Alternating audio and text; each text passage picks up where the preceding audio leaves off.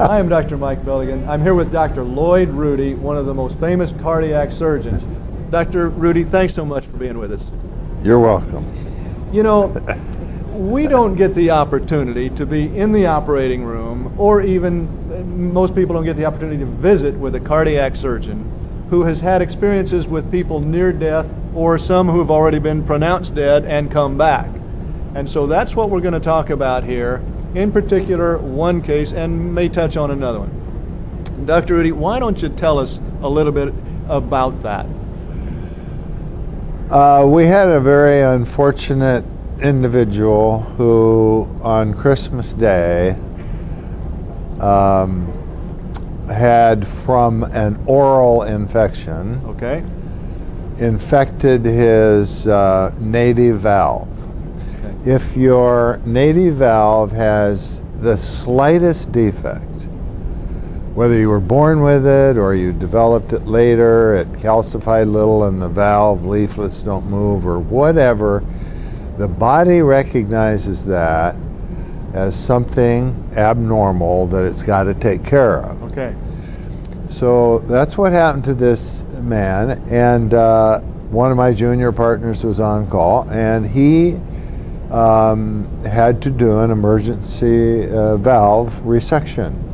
Once we were able to accomplish the repair of the aneurysm and the replacement of the valve, we could not get the person off of the bypass. Every time the 4 or 5 liters of blood that we were pumping around his body, we would reduce down to 2 or 3, he'd begin to weaken and his blood pressure would go down and so on. And to make a long story short, we simply couldn't get him off the heart-lung machine. Right. Finally, we just had to give up. I mean, we just said, we cannot get him off of the heart-lung machine, so we're going to have to pronounce him dead. Right. So we did that. And so the anesthesiologist turned his machine off, and the bellows that were breathing for the patient stopped. That machine was quiet. The anesthesiologist went into the surgeon's lounge. He hadn't eaten anything all day, so he went in to have a sandwich. And the people who usually clean up the instruments and all that were coming in and taking away all these tools. And my surgical assistant closed the patient in a way that a post-mortem exam could be done, because anyone who succumbs on the table has to, by law, has to have an autopsy. Right. So he closed him up briefly, just a couple 3 wires here and a big stitch to close his soft tissue. Well, the machine that records the blood pressure and the pulse and the left atrial pressure and all the monitoring lines and things continued to run the paper out onto the floor in a big heap. Nobody bothered to turn it off. And then we put down a transesophageal echo probe, which is just a long tube that has a microphone on the end of it, and we can get a beautiful picture on a monitor of the heart beating. Well, that machine was left on, and the tape, the VCR tape, continued to run. Right. Well, the assistant surgeon and I went in and took our gowns off and gloves and masks and things, and came back, and we were in our short sleeve shirts, and we were standing at the door kind of discussing if there was anything else we could have done, any other medicines we could have given, whatever, right, to have made this a success. And as we were standing there, it had been at least 20 minutes. You know, I don't know this exact time sequence, but it was close to 20-25 minutes, right, that this man recorded no heartbeat, no blood pressure, and the echo showing no movement of the heart, just right, sitting there. And all of a sudden we looked up, And the surgical assistant had just finished closing him, and we saw some electrical activity. And pretty soon the electrical activity turned into a heartbeat. Very slow, 30, 40 a minute. And we thought, well, that's kind of an agonal thing. And we see that occasionally, that the heart will continue to beat even though the patient can't generate a blood pressure or pump any blood. Well, pretty soon we look and he's actually generating a pressure. No, we're not doing anything. I mean, the machines are all shut off, and we're stopped all the medicines and all that. Right. And so I start yelling, "Get anesthesia back in here!" and get the nurses. And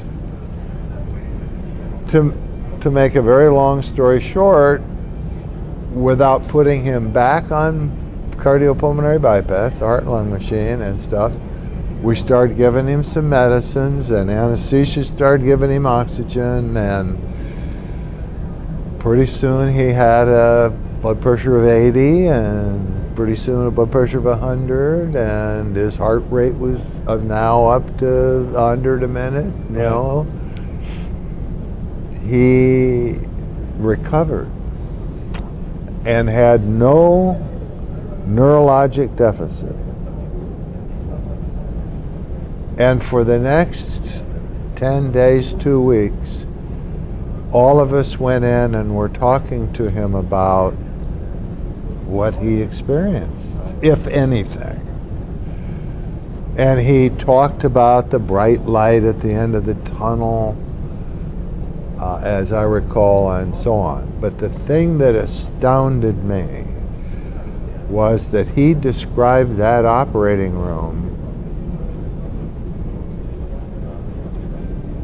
floating around and saying, "I saw you and Dr. Catania standing in the doorway with your arms folded talking. I didn't know where the anesthesiologist was, but he came running back in. And I saw all of these post-its sitting on this TV screen. And what those were any call I got, the nurse would write down who called and the phone number and stick it on the monitor, and then the next post-it would stick to that post-it, and then I'd have a string of post-its of phone calls I had to make." He described that. I mean, there's no way he could have described that before the operation, because they didn't have any calls. No. Right? And he's sitting on, and he's lying on the, so he must have been floating. He was up there. Yeah. He described the scene, things that there is no way he knew. I mean, he didn't wake up in the operating room and see all this stuff. No. I mean, he was out. Right. And was out for, I don't know, even a day or two. Right. While we recovered him in the intensive care unit. So what does that tell you? What does that tell you? Was that his soul up there?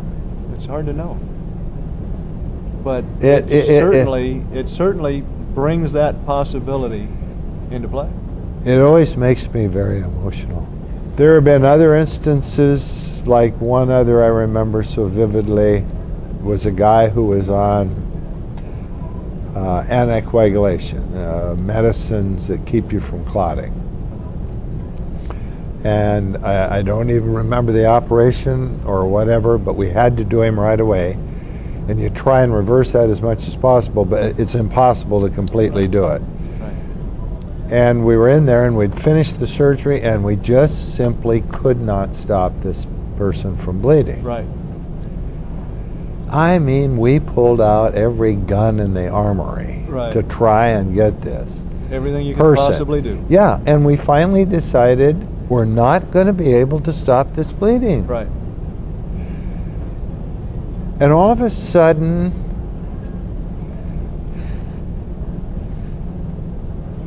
nobody spoke.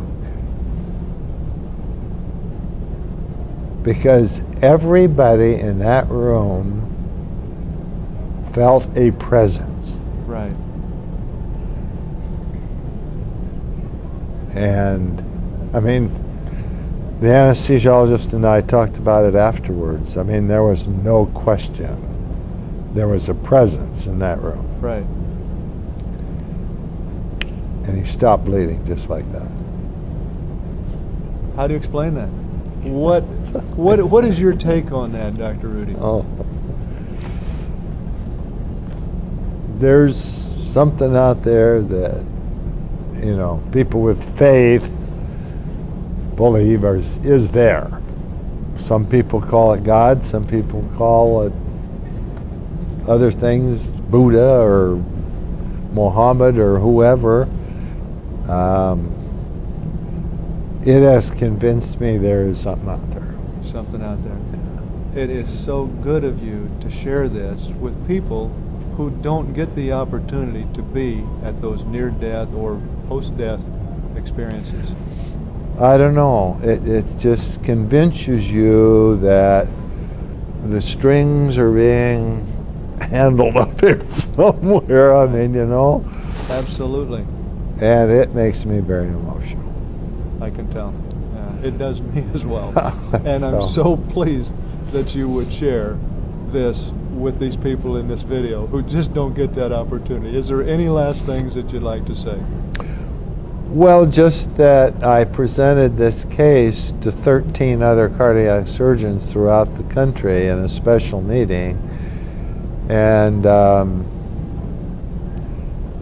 they had several similar experiences, not quite as dramatic as the one I had, but everybody that deals with that every day has had those experiences. So it's not just me. Right. Exactly. So, Dr. Rudy, thank you so much for sharing. You're welcome.